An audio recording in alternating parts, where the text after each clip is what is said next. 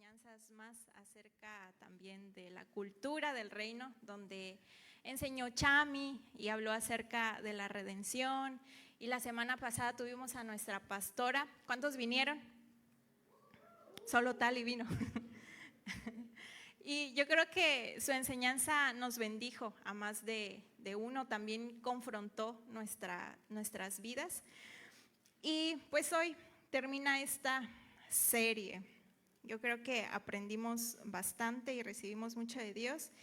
Y no sé si recuerden la enseñanza de la pastora, pero ella cuando empezaba a enseñar, ella explicaba un poco acerca del reino de Dios. Ella decía, bueno, para entender el reino de Dios podemos decir que está conformado como un reino terrenal, ¿no? Y donde hay una cultura, hay tradiciones, hay un lenguaje, hay costumbres.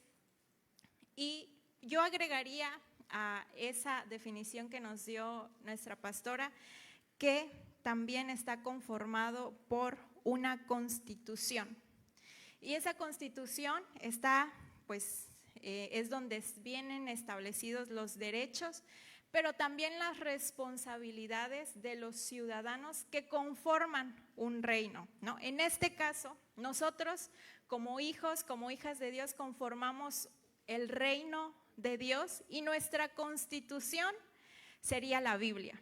Esa es nuestra constitución, donde vienen nuestros derechos, donde vienen las bendiciones, las promesas de Dios, pero también incluye nuestras obligaciones como hijos y como hijas de Dios. Y varios teólogos o estudiosos de la palabra han considerado el Sermón del Monte, no sé si lo ubican, pero ahorita lo vamos a leer una parte de, y consideran que el Sermón del Monte es esa enseñanza ética de Jesús.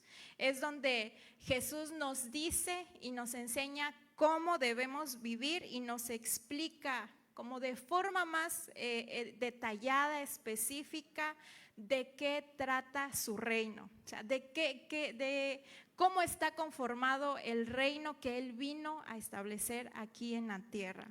¿Okay? Entonces, dentro de ese sermón que está en Mateo 5, tú lees y comienza el capítulo 5 hablando de las bienaventuranzas. Si tú tienes tu Biblia ahí, tu Biblia física, tu celular, empieza Mateo 5 con las bienaventuranzas.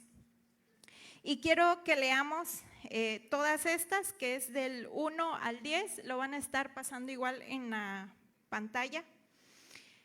Y comienzo a leer el versículo 1 de Mateo 5 y dice así: cuando Jesús vio a toda esta gente, subió a la ladera de una montaña, se sentó y allí llegaron sus seguidores. Entonces comenzó a enseñarles lo siguiente: afortunados los que reconocen su necesidad espiritual, porque el reino de Dios les pertenece. Afortunados los que están tristes, porque Dios los consolará. Afortunados los que son humildes, porque la tierra que Dios prometió será de ellos. Afortunados los que tienen hambre y sed de justicia, porque quedarán completamente satisfechos por Dios. Afortunados los que tienen compasión de otros, porque Dios también tendrá compasión de ellos. Afortunados los que tienen corazón puro, porque ellos verán a Dios.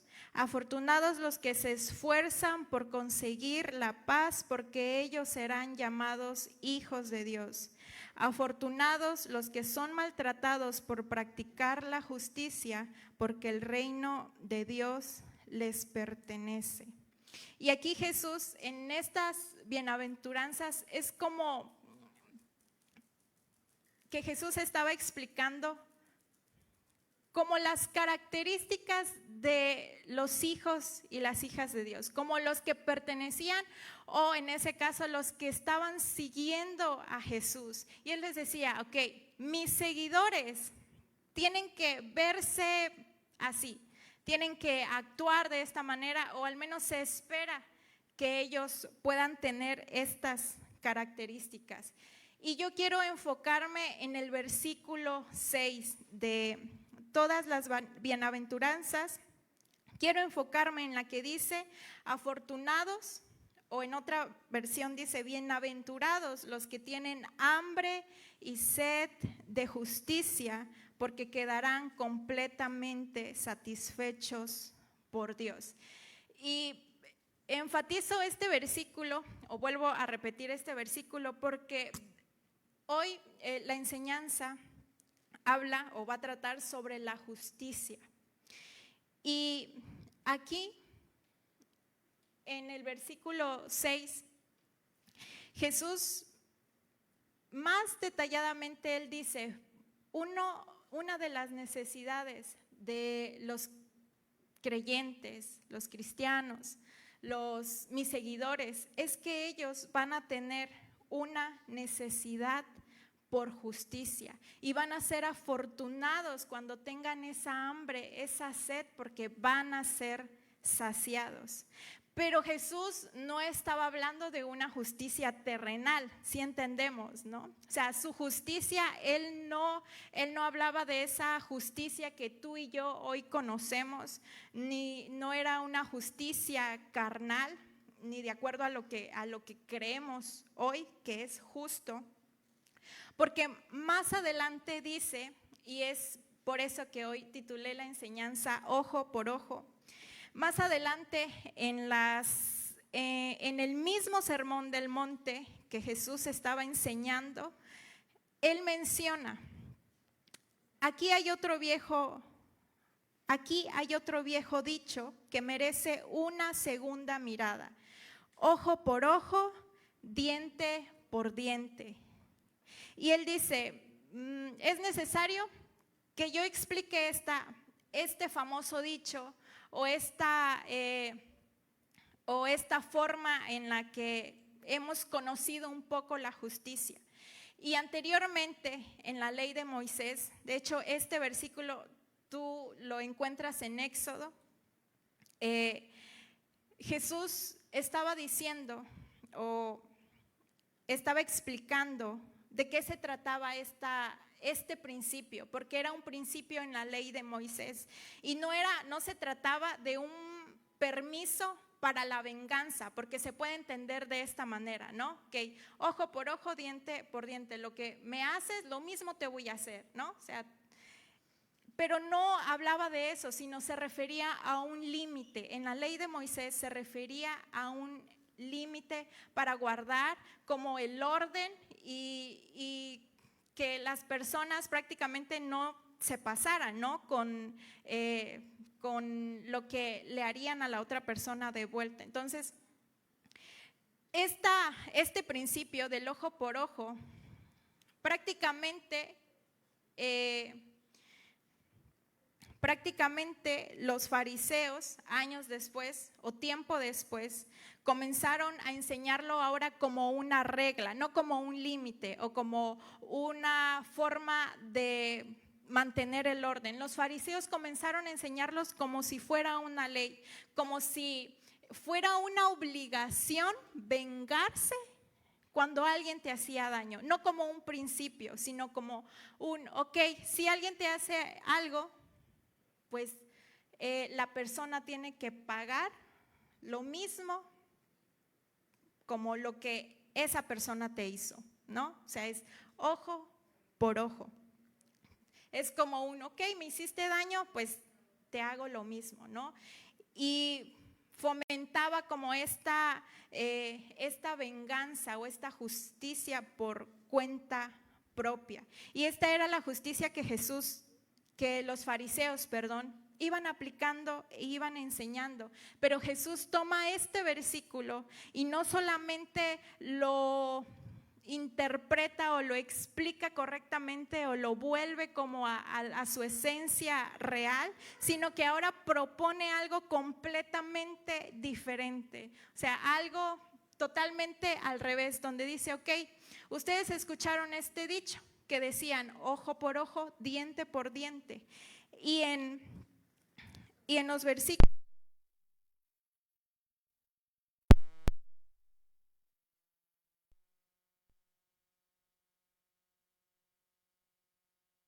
creo que ya regresó. Bien, era para ver si estaban poniendo atención. Ok, entonces dice el versículo de Mateo 5:38, igual está en la pantalla. Ajá, el siguiente dice, versículo 39. Jesús pregunta, ¿eso nos va a llevar a algún lado? El dicho o el principio del que acabamos de hablar. Y Jesús continúa diciendo, esto es lo que propongo, no contraataques en absoluto. Si alguien te golpea, permanece allí y sopórtalo. Si alguien te arrastra a los tribunales y te demanda por la camisa, envuelve tu mejor abrigo y entrégaselo como regalo. Y si alguien se aprovecha injustamente de ti, aprovecha la ocasión para practicar una vida de servicio. Basta de represalias, vive generosamente. O sea, Jesús no solamente dice, ok, el ojo por ojo no era como lo estaban explicando los fariseos, pero aún así la verdadera explicación es esta, pero yo propongo esto. Yo te propongo esta nueva forma de vivir, esta nueva forma de practicar la justicia, en donde si alguien te pega, permanece allí, aguanta un poco, no contraataques, no te defiendas. Si alguien te arrastra y te acusa, regálale y envuélvele tu mejor abrigo y dáselo como regalo. Y si alguien se aprovecha injustamente de ti, si alguien abusa de ti, entonces aprovecha para practicar una vida de servicio y sírvele a esa persona que se está aprovechando de ti. Ahora yo les pregunto, a nuestra perspectiva, a nuestro pensamiento, ¿eso les parece justo?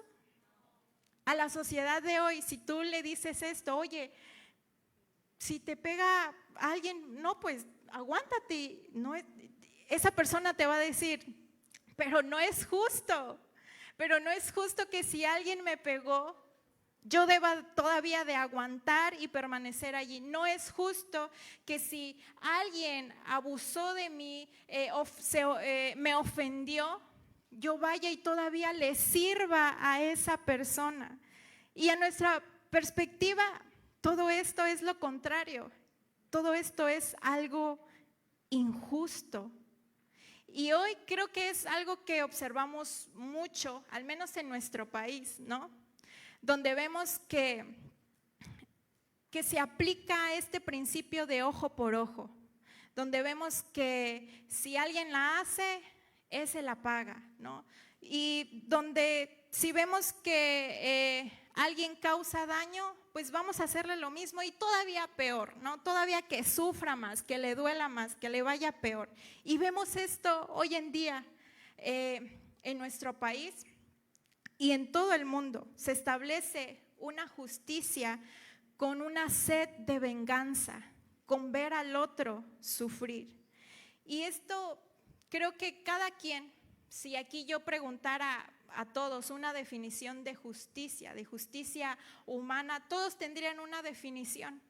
Algunos me dirían que justicia es dar lo que la persona merece y otros podrían darme otras definiciones, pero cada quien tiene un concepto de lo que significa justicia, porque nos lo han enseñado, porque así lo hemos aprendido, porque así nos lo han hecho también, porque así lo hemos visto.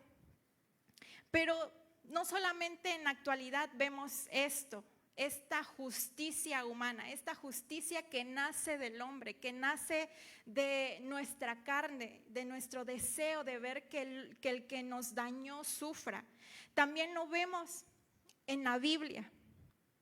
Y aquí podemos ver a una persona o un personaje que se consideraba justo, que creía estar haciendo lo correcto y estar a favor de Dios. ¿Ustedes de quién creen que hablo?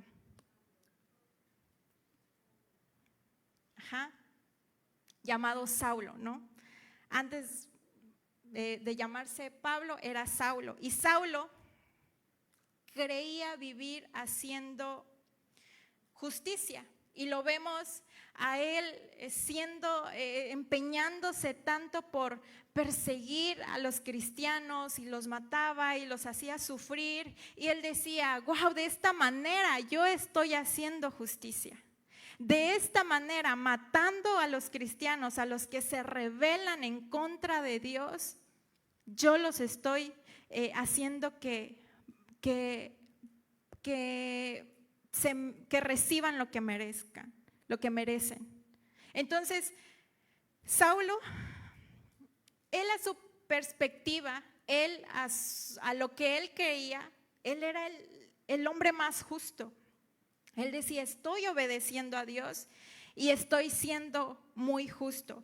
Pero Saulo no solamente estaba errado en la creencia de lo que era justicia, porque más adelante, cuando Saulo se encuentra con Jesús, Jesús le dice, Saulo, ¿por qué me persigues? O sea, no le dijo, ay, ¿por qué me estás ayudando? Te lo voy a agradecer. No, Jesús le dijo, ¿por qué me atacas? ¿Por qué me haces esto? Entonces, Saulo no solamente estaba errado en lo que él creía que era justicia, sino que incluso estaba en contra de Dios, no a favor de Dios como él creía. Y probablemente Pablo solo estaba saciando como esa necesidad de justicia propia, de justicia humana. Estaba saciando su necesidad de justicia, pero no estableciendo la justicia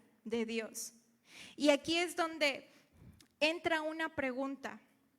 Y creo que esta pregunta debemos hacérnosla todos nosotros, no solo hoy, sino cada día o en el momento que pensemos actuar, pensemos estar haciendo lo correcto y diciendo, ay, soy una persona tan justa, soy una persona que aplica la justicia. Y la pregunta es, ¿qué justicia tú estás estableciendo en tu vida?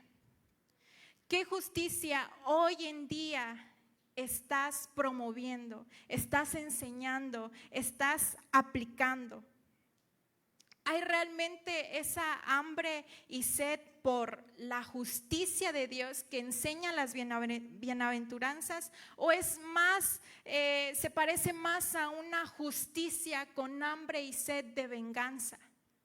Entonces, creo que aquí debemos de detenernos un poco y preguntarnos, ¿cuál es la justicia que yo he estado viviendo hasta el día de hoy? ¿Qué justicia yo he estado aplicando con mis familiares, con las personas con las que me relaciono, aún con mis enemigos? ¿Qué justicia estoy estableciendo? La justicia humana, la justicia que muchas veces nos sale de aquí, de nuestro interior, se ve más o menos así. Está aplicada por el principio de ojo por ojo. Así se ve la justicia terrenal, la justicia humana, y busca el castigo. Su objetivo es causar el mismo dolor o incluso más a la otra persona. Su tarea es exponer para humillar y avergonzar. Y está alimentado por la venganza. Y una cosa más, que nuestra justicia terrenal, nuestra justicia, la justicia del hombre, se enfoca en la otra persona, pero no en mí. Mi justicia me hace ver cuando el otro comete un error, pero no me hace ver cuando yo estoy cometiendo un error. Mi justicia me hace ver cuando el otro cae, pero no me enseña a mí cuando yo también he caído. La justicia terrenal primeramente alza y señala con el dedo, pero no me hace y no me lleva a verme frente a un espejo y ver la condición en la que estoy. Cuánto yo he hecho, cuánto yo he fallado, cuánto no solamente he pecado contra Dios, sino también he tenido errores y fallas humanas. La justicia terrenal hace que me dé cuenta de la paja que está en mi hermano, pero ignora el tronco que yo tengo en el ojo. Así se ve la justicia terrenal, así se ve la justicia, nuestra justicia, porque es una justicia que nosotros hemos estado estableciendo día con día y a veces de una forma ya natural, automática, sin pensar, es lo que nos sale, ¿ok? Me ofendieron, voy a hacer que se sienta mal. Me hablaron mal, le voy a aplicar la ley del hielo. Voy a hacer que se sienta un poquito mal para que sienta cómo yo me sentí. Doy el ojo por ojo, aplico ese principio. ¿Cómo se ve la justicia de Dios? Porque el reino de Dios establece otro modelo de justicia muy diferente al nuestro. Es como si nuestra justicia la hiciera en pedacitos y no sirviera de nada. Y Jesús nos viene a enseñar y viene a establecer y estableció otra forma, otro concepto de justicia que rompe lo que nosotros creemos que es justo y que sobrepasa por mucho la justicia terrenal y la justicia humana, y que muchas veces hasta la justicia de Dios puede parecernos injusta a nosotros. Y quiero que leamos Lucas capítulo 23, versículo 32. Ya casi estoy por terminar para que no se me desesperen. Si Emma me apoya con la guitarra, se lo agradecería. Dice el versículo 32 de Lucas 23. También llevaron a 2 criminales para que los ejecutaran junto con Jesús. Aquí ya estamos como en el contexto en donde es la crucifixión de Jesús. Aquí ya prácticamente pasó todo esto, una parte, ¿verdad?, del sufrimiento de Jesús, donde lo azotan, donde lo escupen, donde lo humillan. Y entonces ya van llevando a Jesús para ser crucificado. Ya está como preparado para llevarlo a la cruz. Y dice que aquí lo acompañan 2 criminales.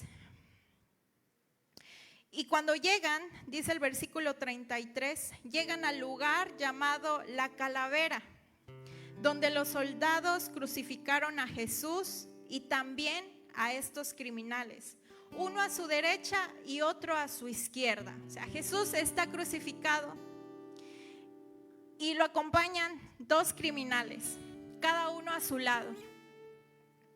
El versículo 39, me salto un poquito. Y dice así: uno de los criminales también empezó a insultarlo. O sea, el que estaba, no sé, a un lado de él, empieza a insultarlo y él le dice: ¿no eres el Mesías? Entonces sálvate a ti mismo y a nosotros también. Pero el otro criminal lo reprendió y le dijo: ¿es que no tienes temor de Dios? ¿Acaso no estás bajo la misma sentencia?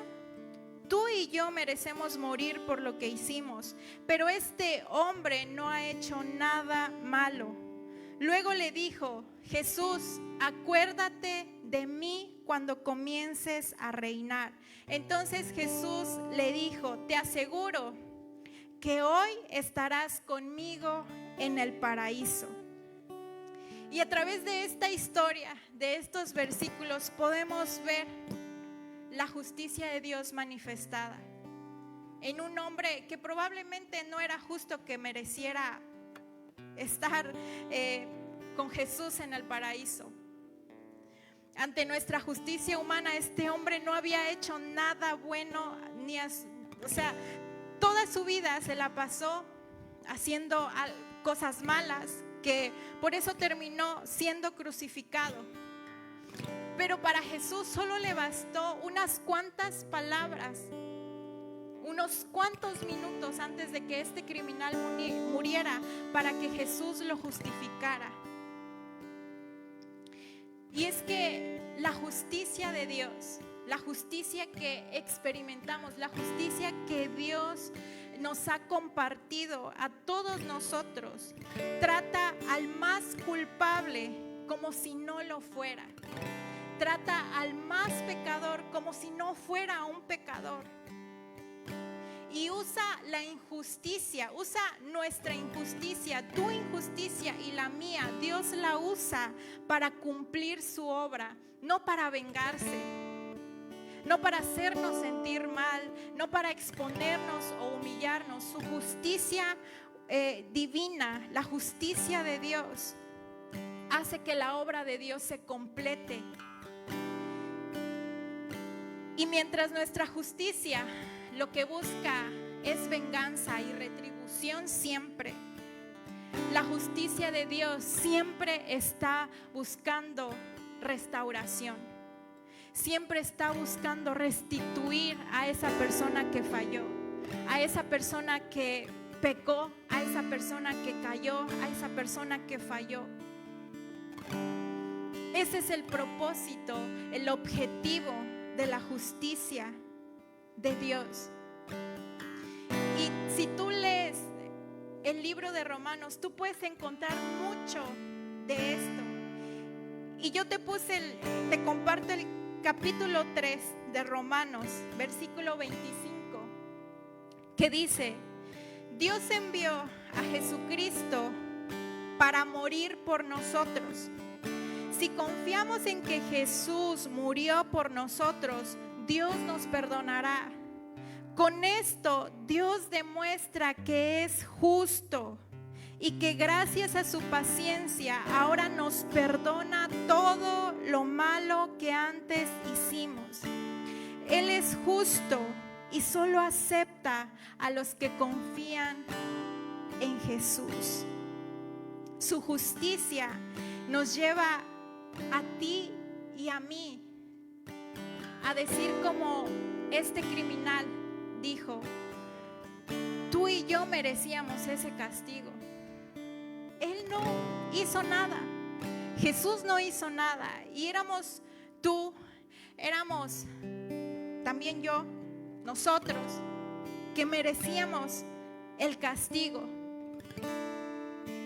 Porque cuando podemos exponernos un poco a su justicia, vemos que al final no se trata de lo que otros hacen, de lo que otros hicieron, sino de lo que yo hice, sino de lo que yo hice en contra de Dios. De eso se trata. La justicia de Dios se ve reflejada primero en mí. Me expone a mí, me hace ver mis faltas, me hace ver aquellas cosas que Dios necesita cambiar, que necesita restaurar. La justicia de Dios hace que yo vea el tronco que tengo en el ojo, para que después vea la ramita que tiene mi amigo, mi compañero, mi prójimo, y pueda ayudarlo. La justicia de Dios me lleva a reconocer mi condición de pecador, decir: yo merecía el lugar de Jesús, yo merecía estar en esa cruz, no Jesús. Eso era lo justo. Lo justo era que yo estuviera a punto de ser crucificado y pagar a precio de mi vida por todo lo que yo he hecho. Y mientras nuestra justicia siempre va a pagar con castigo y va a dar y a ofrecer castigo, la justicia de Dios paga con misericordia, porque esa es la justicia de Dios. La justicia de Dios la entendemos como su misericordia vista en nuestras vidas todos los días. Esa es la justicia de Dios. Y cuando nosotros nos encontramos y cuando vemos que ciertamente Jesús pagó por nosotros y ocupó un lugar que nosotros merecíamos, cuando podemos ver eso y lo entendemos y reconocemos nuestra condición de pecadores, nosotros entonces lo que nos mueve es ahora extender misericordia, no venganza. Cuando nosotros podemos ver nuestra condición, entonces lo que queremos ofrecer al otro cuando cae, cuando falla, cuando nos ofende, es ofrecer misericordia y no castigo. Y yo empecé hablándote de las bienaventuranzas y nos enfocábamos en el capítulo, en el versículo 6. Y el siguiente, el versículo 7, el que sigue, también está ahí en pantalla. Dice: afortunados los que tienen compasión de otros, porque Dios también tendrá compasión de ellos. Entonces, si lo entendemos de esta manera, cuando el versículo 6 dice: afortunados o afortunado eres cuando tienes hambre y sed de justicia, porque serás saciado. Pero también esto te llevará a que seas afortunado también, porque vas a entender que has recibido misericordia y vas a querer dar misericordia y compasión, y también tú vas a recibir misericordia y compasión. La justicia de Dios no nos lleva entonces a exponer al que pecó, sino a ofrecer misericordia. De lo demás Dios se encarga, nosotros no somos el juez de nadie, Dios sí, y aún a pesar de eso, Él no nos da lo que merecemos, nos da misericordia. ¿Quieres saber qué tan justo eres hoy? Si podemos si tuviéramos como una medida en la que supiéramos qué tan justo hoy somos, qué tan justos hemos sido, qué tanto hemos establecido la justicia de Dios, eso se tendría que como calificar a través de cuánta misericordia hemos ofrecido. Eso habla de cuánto yo he sido justificado, de lo que yo he entendido como justicia y de cuánto hoy yo estoy estableciendo la justicia de Dios, y hacer menguar un poco mi justicia humana, la que me dice que tengo que regresarle la cachetada que me dio, sino ofrecer misericordia. Y aquí es donde llegamos al centro de todo y al punto final de todo, y quiero que hoy tú guardes esto en tu corazón.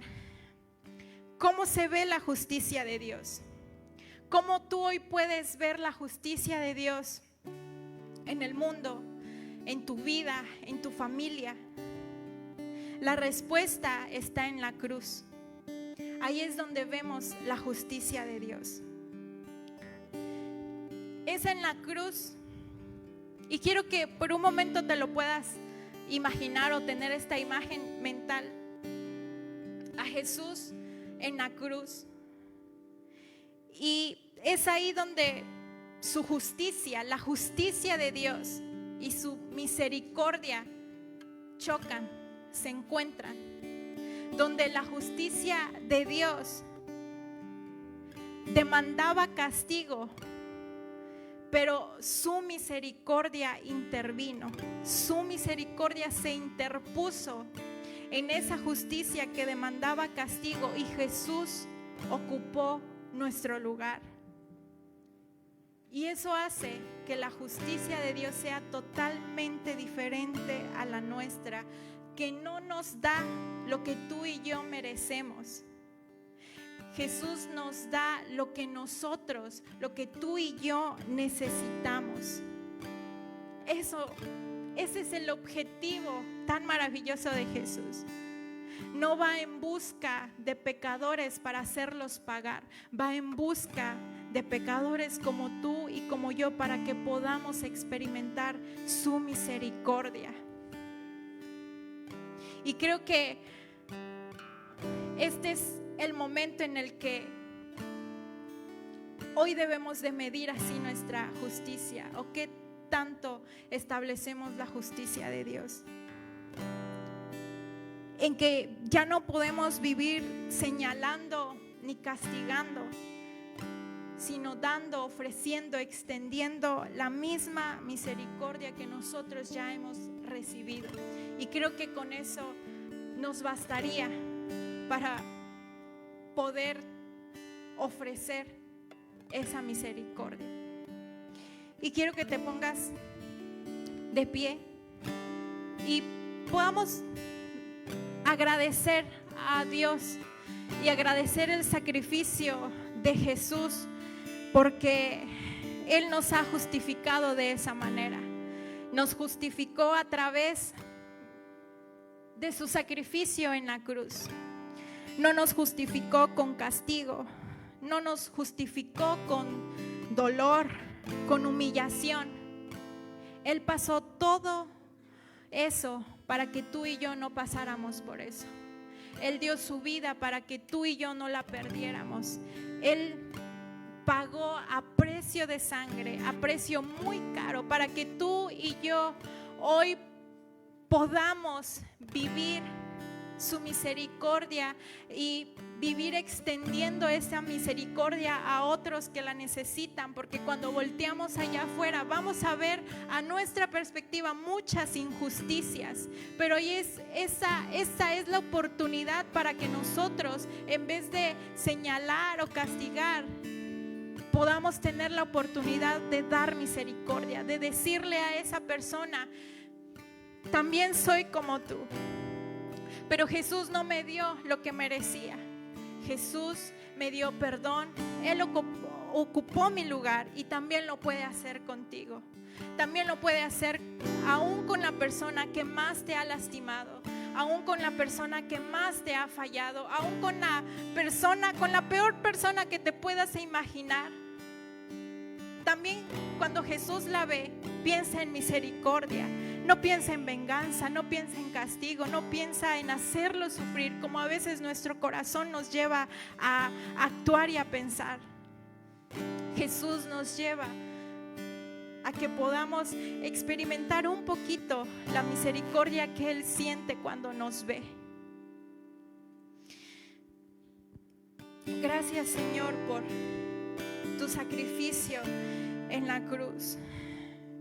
Gracias, Jesús, porque reconocemos que no merecíamos que tú estuvieras en esa cruz, pagando por nuestros pecados, pecados que nosotros cometimos, pecados que nosotros tuvimos.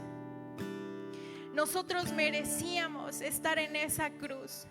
Nosotros teníamos que estar en tu lugar, pero tu justicia solo pudo ofrecernos misericordia. Tu justicia se manifestó en nuestras vidas, ocupando tú nuestro lugar, ocupando tú ese lugar de dolor, de humillación y de muerte. Tú ocupaste ese lugar por nosotros y hoy te damos gracias por ese sacrificio tan grande, porque sin ese sacrificio nosotros no estuviéramos en esta condición. Nosotros no pudiéramos acercarnos confiadamente a ti y decirte amigo y decirte padre y hablarte cercanamente, íntimamente, pero fue gracias a tu sacrificio. Y de esta misma forma que hemos experimentado tu justicia, queremos compartirla hacia otros. Que la justicia que nosotros vayamos estableciendo en este lugar pueda ser una justicia de acuerdo a la tuya, una justicia que muestre compasión, que muestre perdón, que muestre misericordia, una justicia que acerque al pecador a ti, no que lo aleje. Te damos gracias, Señor, por tu palabra. Gracias por tu amor.